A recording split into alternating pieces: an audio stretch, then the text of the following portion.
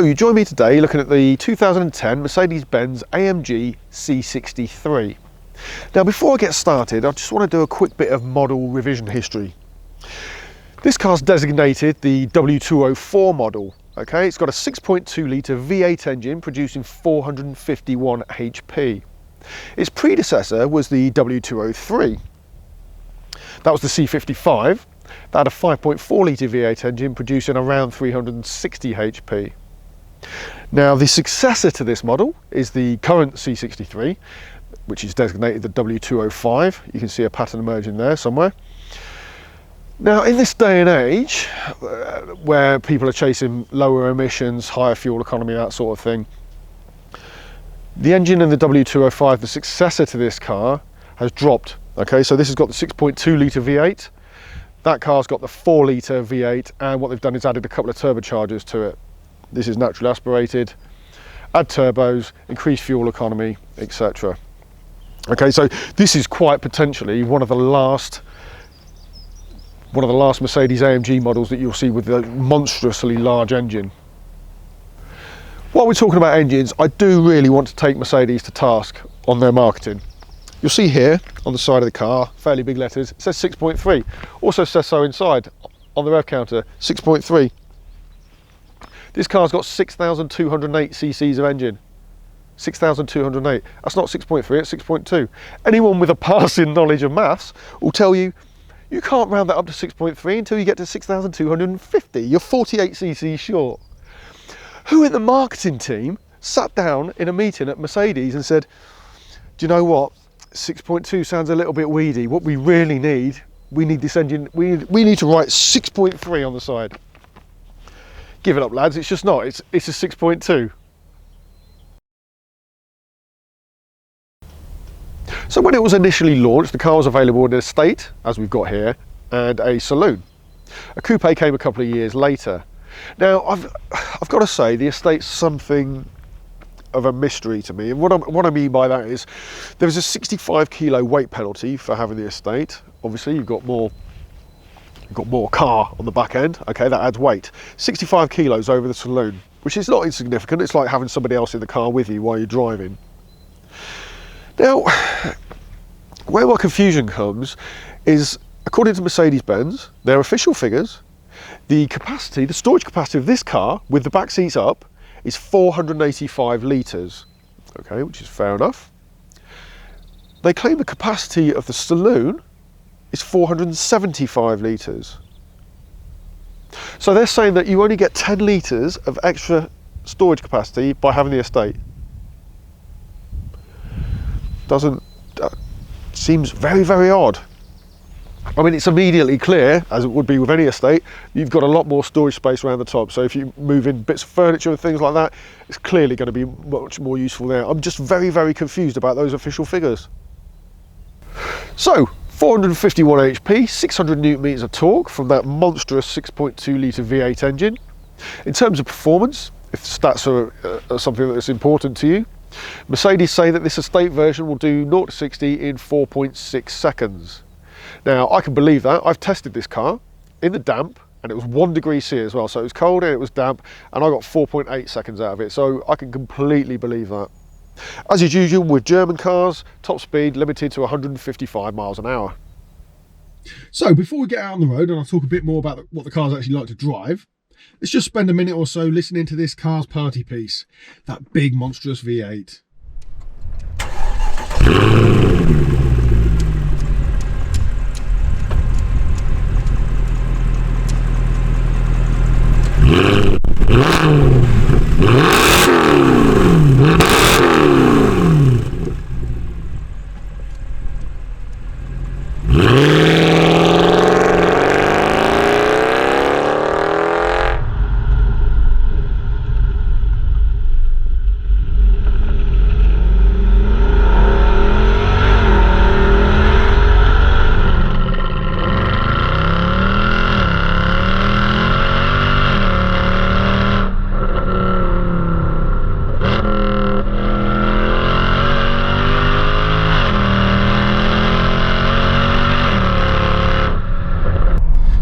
On the road, let me talk a bit more about the car, starting with the interior. Now, this model was superseded 6 years ago, back in 2015, with the, as I mentioned before, with the W205 C63. If there's anything that hasn't aged well in this car, what can I say? It's the interior. I mean, it's not a bad interior, but the plastics are all quite hard. I don't know, it just doesn't scream luxury at all. The biggest indicator, really, if you want to do a direct comparison, is to go and look at the interior for the successor, the W205. I've spent a lot of time in one of those, and the levels of refinement and luxury are night and day. It's a much plusher, nicer cabin to be in than this. Like I say, there's a lot of hard plastics here, and some of this design work is a bit, yeah, function over form, shall we say. Not what you call aesthetically pleasing. I mean, it's like I say, it's not a bad place to be. It's just it hasn't aged particularly well. Now, there was a facelift model which came. I mean, this particular car is a 2010 car. There was a facelift model that came in 2011. Okay, the interior, they spruced up the interior a little bit, a few design tweaks. This screen here, instead of rising up out of the dashboard, it became an integrated unit, and it looked a little nicer. But like I say, if there's one thing on the car that hasn't aged well, it is probably this interior. Now, driving the car, I was expecting to be very aware of this car's weight. It's knocking on the door of 2 tons. It's not a light car by any stretch of the imagination. And I was wondering, I had doubts over the chassis really and how it would cope. Now, I've got to say, it does a really, really good job. The suspension is not particularly stiff. It's not an overly firm ride. I like a firm ride anyway, so I'm not particularly critical in that area. I tend not to be, at least. But I find this ride really quite comfortable. Yet it still copes exceedingly well with the amount of weight that you ask it to throw around corners and such. On that point, they've done a really good job. Okay, my biggest criticism of this car is the gearbox. In manual, there is a noticeable lag between asking for a gear and actually getting it. I don't know how easy it will be to see, but can you hear that? And click. You know, I don't know how well that'll come out on the video, but there's a good second or two delay there between requesting a gear and it actually being delivered, which can be a little bit frustrating when you're driving in manual. You don't tend to notice it so much if you're in comfortable sport, because you're not the one requesting the gear, so to speak. Okay, the car's delivering it when it thinks it's necessary, when it's needed. Now, I mentioned the facelift model a few moments ago, and one of the things that gets changed in the facelift model is the gearbox. So it gets a new gearbox. So maybe, I haven't driven one, so maybe that's something that will be improved on that facelift model. I don't know, but certainly it's this car's weak point. The other thing that you get as well, sorry, I should mention, at the moment, driving modes. So as I just said a few moments ago, we got comfort, we got sport, and we got manual. With the revised gearbox that comes in the facelift model, there was also a Sport Plus. Okay, so an extra driving mode and a changed gearbox, which I'll be honest, that is the car's weakest point. So if they fix that in the facelift model, then happy days, this car's superb. Like I say, the suspension is really good, very impressed with that. It's a very easy car to place on the road. It doesn't feel, you don't feel its bulk or its size at all. Really, really good with that. And obviously, this car's pièce de résistance is that engine.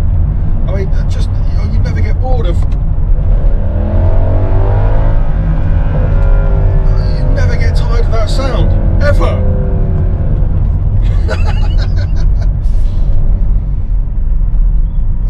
In terms of traction, which is an important issue, because what you got here is a heavy car, or a big heavy car, with 451 HP, 600 Newton meters of torque going through the rear wheels, which is potentially a recipe for disaster, especially in the wet.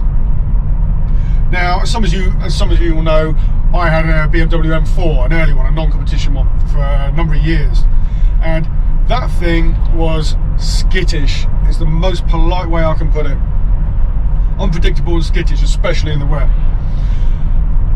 I kind of expected something similar here, although the BMW of the M4 was very, very renowned for it, and especially if you read any of the early reviews, this gets pointed out quite a lot.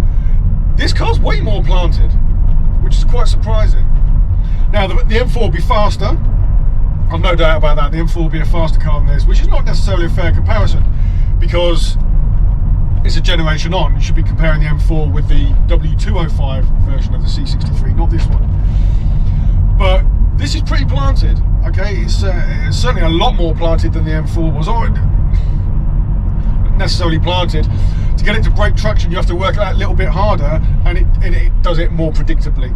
Okay, so the M4 could be a little bit Jekyll and Hyde, whereas this is a lot more predictable.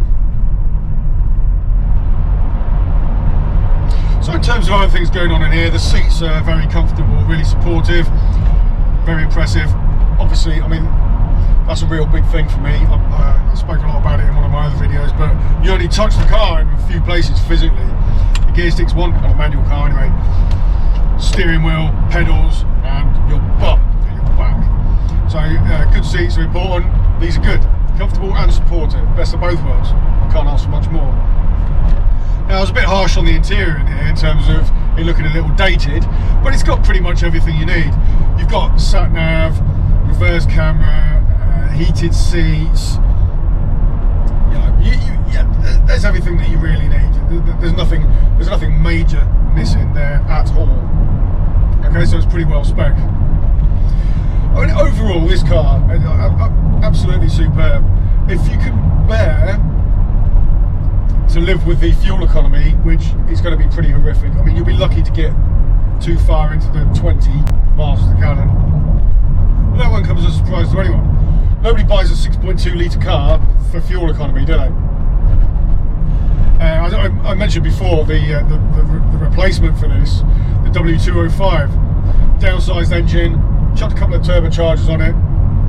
It's more efficient and the car's faster. It's just the way the world's going, and before long we'll all be driving electric cars. So, you know, if you love V8s like I do, now is the time, most likely, to pick one up and to cherish them while they still last, because they won't be around much longer. But this car's superb. I mean, like I say, the only thing that really lets it down is that gearbox. And if they fix that in the facelift model, then brilliant. Brilliant. You've really fixed this car's weak point as far as I'm concerned. I wouldn't go for an estate. I really wouldn't. I don't like the looks. You're carrying an extra 65 kilos. That's a height, probably raising the centre of gravity a little bit as well, with it being up high. And for 10 litres of additional storage, apparently. Although I still don't know how they came to those figures. But, you know, I'm picking hairs here. Superb car. Really, really impressed with it. It's good to drive, it's fun to drive, it's comfortable, it sounds amazing. The only thing that lets it down a little bit is that gearbox. I mean, if they'd done one with a manual box, that would have been utterly brilliant. But yeah, that's another thing that's going the way of the dinosaur, it seems. Anyway, so there you have it. I hope you found this review informative or enjoyable. Thank you very much for watching, and I'll catch up with you next time.